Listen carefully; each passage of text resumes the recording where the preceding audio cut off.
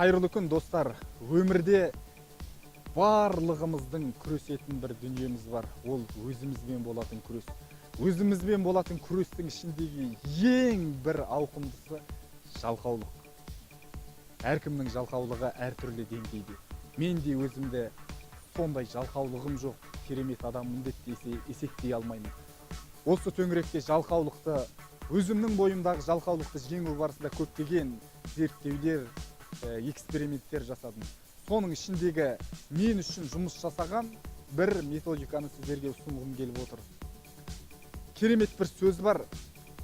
Жалқаулықтан надандық, надандықтан салақтық, бірінен бірі туады, жоғалар сөйтіп адамдық дейді. Яғни барлық жаманшылықтың басы жалқаулықта. Сонымен мен өз жалқаулығымды жеңу үшін қолданатын бір әдіс былай. Алдын ала ор қазып тастау методикасы.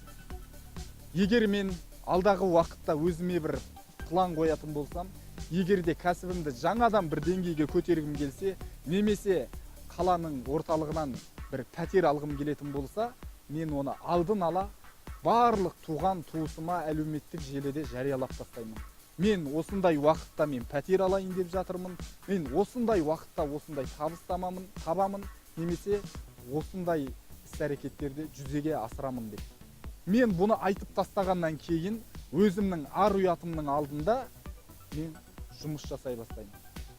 Қазылған ор бар, енді мен сол қазылған ордан міндетті түрде секіріп өтуім керек. Әйтпесе ол менің атыма, менің адамдығыма, жалпы сөйлеп жүрген сөзіме кері әсерін тигізері сөзсіз. Енді мен не істеймін? Ары қарай іске кірісемін. Сіздерге де осы методиканы қолдануды ұсынамын. Яғни бұл дегеніміз кез келген істі алдын ала сіз оны қаншалықты деңгейде білетіндігіңіз, оған дайындығыңыз маңызды емес.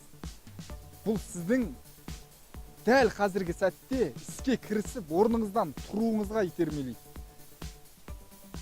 Яғни сіз отбасыңызға, бала шағаңызға қандай да бір жақсылық жасағыңыз келеді, оған жалқаулығыңыз жар бермейтін болса, оны тура әйеліңізге немесе бала шағаңызға уәде беріп тастаңыз. Мен осындай уақытта сендерге киім алып беремін, осындай уақытта міне әйеліме көлік алып беремін.